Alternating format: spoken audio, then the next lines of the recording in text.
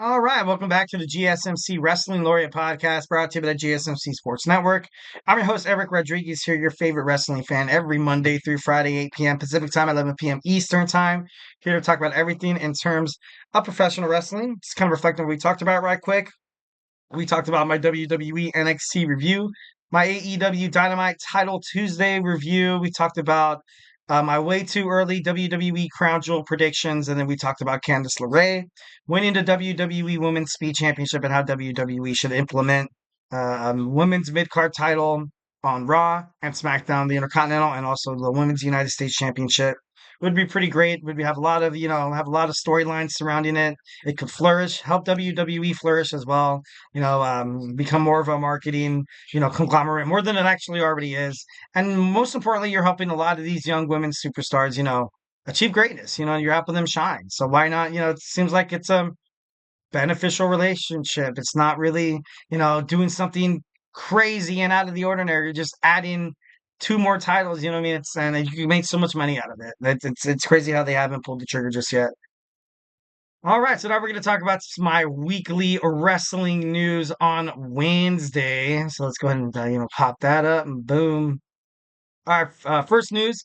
So Baron Corbin is taking on the Hurricane by storm. He's still out there, he's helping his in-laws like travel and stuff like that. He's driving a Hummer.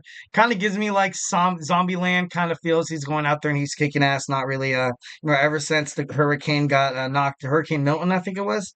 Got knocked down to a Category 4, but it doesn't seem to be affecting, Baron Corbin. Hopefully, he stays safe. Hopefully, nothing bad happens to the lone wolf. But I don't know. I just think it's badass. Like, you know what I mean? He's gonna go out there and he's gonna be like, you know what? I'm gonna go out there and help people. A lot of people right now they're suffering. They lost their property, their cars, their possessions. They lost their jobs where they go to work at. Like, it's bad. It's really really bad. And obviously, my thoughts and prayers and condolences to all the families affected by the hurricane on the East Coast. Well, not the East Coast, like Southeast Coast. I think you call it. I'm not too sure, but 1,010%. Thoughts and prayers. But Baron Corbin, doing the right thing, being the man that he is. So I think that's pretty cool. Our next AEW has officially signed a deal with Fox Sports Mexico. Where you're gonna have AEW on multiple regions, which is very, very, very important. Especially with their new deal with the CMLL, New Japan Professional Wrestling, also Ring of Honor. So it's just a matter of time until, AEW is just racking up a lot of these territories, a lot of these regions, and, kind of establishing a wrestling promotion in Latin America. That's something WWE was kind of on track for. Tony Khan obviously pulled the trigger first. It took WWE to kind of have this partnership with TKO Holdings where there is a UFC performance center in Mexico City where you can kind of get a lot of these fighters that are, they might be interested in joining WWE, hold tryouts in Latin America. Maybe you find the next Rey Mysterio. Maybe, you find a lot of prestigious wrestlers and stuff like that who could possibly make a difference, here in the US and also just like traveling and stuff like that. So 1,010%, kind of happy that Tony Khan pulled the trigger before WWE. Kind of helps him more, kind of helps AEW to kind of be more of a conglomerate, getting those getting those audience numbers up. So, definitely think that's cool. And yeah, all right. More Tony Khan, more Tony Khan. Tony Khan addresses the potential brand split between Saturday Night Collision and AEW Dynamite. It's Wednesday. That would be insane. I think it could work. It could work 1,010%. Obviously, but you don't really have a secondary main card title. You just have the AEW World Heavyweight Championship. Obviously, there would be a little bit of tweaking. Maybe there's a different rules for the titles. Maybe the title holders can only jump brands. But at the same time, the reason why AEW, and definitely in my opinion, um, is that you have all this potential talent going at it. Like, you know what I mean? No one's really bound to some show. Like, I'm not watching Raw and I'm not watching Gunther, win Sami Zayn. And then out of nowhere, you see Roman Reigns come out, which would be pretty badass. I think that'd be pretty cool. But obviously, that's not happening. And that's not going to happen because, they're committed to this brand split. Um, I think something that's made AEW special is definitely, having all these superstars to the point where you can put them on shows like Rampage and Collision. And if you're going to do something with the new AEW Shockwave, maybe Shockwave could serve as like I was kind of comparing it to like a Saturday night's main event for WWE. Maybe it's held on Sundays or something like that when there's not a PLE for AEW, and maybe it's a chance for Collision and Dynamite, two separate brands to kind of go at it and stuff like that. But I don't know. It just he addressed the possibility of it. So obviously nothing set in stone, nothing set in stone. But it's quite riveting and it's quite interesting that he would consider a brand split. But I don't know. I just think what makes AEW special is that it's not brand split. So I don't know, kind of crazy. All right, next in the news, William Regal said in an interview that late great Eddie Guerrero was one of the best all around professional wrestlers ever. And, that's not much of a surprise. A lot of his peers, besides William Regal, a lot of, wrestlers during that day and age respected Eddie Guerrero. The trials and tribulations that he went through trying to become WWE champion, and he did it. He did it. He stuck through with it. He was committed. He was able to, put smiles on the faces at the same time. Talk about that guy who, usually on your way up to the top, you got to burn a couple of bridges. But Eddie Guerrero, like, he didn't burn bridges. He just made relationships, and everybody was so happy that, you know, nobody really disliked it. And he was great for that. He was great for that. He was just, he was so representative for the company. He loved it. He loved the WWE. Absolutely loved the WWE. And obviously sad. Tragic. He passed too early. No doubt in my mind that he would. Maybe would he still be wrestling right now?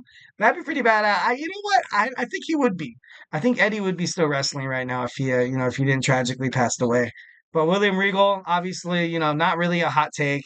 Not really any news, anything like that. Just Eddie Guerrero was one of the best wrestlers in the world, and I can imagine once when he passed, kind of sent a shockwave through WWE creative, being like, "Look, we kind of had our next guy.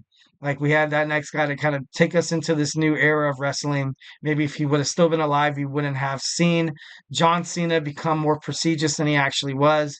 Maybe he would have got more, opportunities than other wrestlers and so like Batista or anything like that.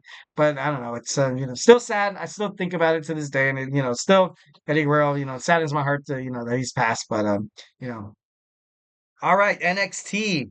NXT is set to take place in North Carolina. I think it is. I think it's North Carolina. I'm not too sure. Don't quote me on that. Um, but their tapings might be canceled, so we might get an NXT. It'd be kind of cool if they run it back in St. Louis. Would be pretty badass. But like it'd be like such short notice, and with everything that all the demise that the hurricane has been causing so far, has just been it's been terrible. It's been absolutely terrible. Obviously, thoughts and prayers go to the fans. Sending my condolences affected by the hurricane. But NXT could possibly not. I don't think they would cancel it. I don't think they would necessarily cancel it. Maybe like if you had no other choice because you can't really, because of the flights and everything, you can't really make it back to the performance center. You can't really do, maybe their friends in Las Vegas, the UFC, could possibly let them use the UFC performance center once again. You had, dang, what was it? Battleground there as well. So I don't know. That would be a pretty interesting, topic for that. All right, next in the news, we had some guy, kicked out of the, an NXT hotel for, harassing the ladies, taking pictures of their feet and stuff like that, which is just, why would you do something like that? Obviously, the moral of the story is, guys on the show, don't do anything stupid like that ever, please. Or, wrestling fans, wrestling's awesome. Wrestling's awesome. I go to the show to watch the wrestling, not really so much interested in feet. I'm just kidding, moving on from this subject. But I know it's just thought, obviously thought I'd bring it up in this news because the moment I read it, I was like, dude, are you serious? There's still like, still weird people like that in this world. Come on, guys. Got to come together as society. And we gotta be better for ourselves. You know what I mean? All right. So next we have Rob Van Dam RVD signs a Legends contract, which is pretty cool. There was a lot of speculation, a lot of rumors being thrown around saying that he was going to fight John Cena during his retirement tour, and now it's a possibility. So that's more great things for RVD. He was a great wrestler. I feel like he kind of retired A little young too, but I think he still wrestles. Or well, maybe like it was a couple of years ago, maybe 3 or 4 years ago, he was still wrestling. But Rob Van Dam, obviously, the kind of the best, the 5-star frog splash, the Rolling Thunder, ECW legend, WWE great. Rob Van Dam has signed a Legends contract, which is super, super cool. All right, announced that Braun Strowman will be taking some time off due to a pulled groin that he had in his match with Braun. Big Bad Bronson Reed. I kind of noticed that he was kind of walking a little slow. The match was slowed down heavily. Maybe that's the reason why this happened.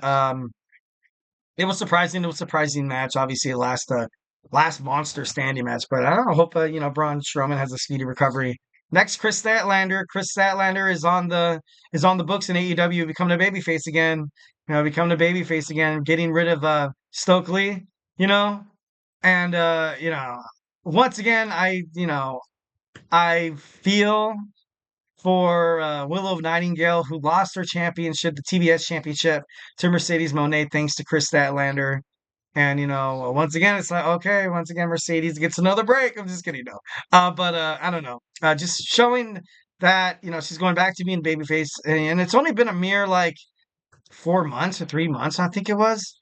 But it wasn't a good idea. Like it wasn't a good idea. She's a great babyface. She's very live on social media, on Instagram and Twitter, I believe. So I don't know. I just think she's gonna be doing so much well as a babyface. Lastly, we have AJ Styles' injury wasn't kayfabe. I kind of thought maybe it was. It's real. It's real, and he's gonna go through an MRI. Sucks, man. That just sucks. Making his return back to WWE SmackDown, only to kind of be turned away again and be like, look, you kind of go back. You kind of have to go back on the shelf again. Sucks for AJ Styles. Sucks for the phenomenal one. I thought he would definitely insert his name inside the United States Championship run. But now we're gonna have to stay patient for the phenomenal one to come back to WWE once again. All right, guys. So, hey, that was my show. Hope you guys had an amazing time. I had an amazing time. Definitely a lot of awesome chats from Curve and Abreu. Thank you, guys. Thank you so much, my guy, and everybody else who commented as well. Thank you so much for tuning in to the GSMC Wrestling Laureate podcast brought to you by the GSMC Sports Network. Just remember to Superman punch that like and subscribe button to the show. Follow us on Twitter/X, Instagram, TikTok, and Facebook for more content and updates. And like I always say, if I have not made you a wrestling fan by now, we got 2 football shows. We got the NFL heating up. We got the GSMC football podcast with Kenneth. We got the Chip Shop football podcast with Manny. We also have a college football on Saturdays with, so we have Tommy talking on the GSMC college football podcast. Make sure you tune into his show. And, if you're all part of the fandom that is fantasy sports, fantasy football, make sure you tune into Chris Shepard's GSMC Fantasy Sports podcast. Find out your stardoms, find out your situms, find out who to pick up off the waiver wire. Find out if that risk is worth, that if you're willing to risk it for the biscuit, is the juice worth the squeeze? So make sure you tune into his podcast. It's super awesome. We got basketball starting right around the corner. We also have the WNBA playoffs heating up. So make sure you tune into Nelson's GSMC basketball podcast. We got 2 all-around sports podcasts. We talk things from hockey to from baseball, basketball, the NFL. We got my man Jeremy with Sports by GSMC. We got TJ with the GSMC Sports Podcast. So make sure you tune into all that. Obviously, we got my boy Emran starting in 13 minutes. Make sure you stay tuned for the GSMC Soccer Podcast. So we have a lot of awesome podcasters here who have the same passion for sports that you guys. Make sure you come out. Make sure you support us. Definitely, it's a great watch. I give you guys the Eric Rodriguez guarantee that you will never, ever, ever, ever, ever regret subscribing to the GSMC Sports Network. Well, guys, once again, hope you have an amazing Wednesday. Stay beautiful. And as always, love you.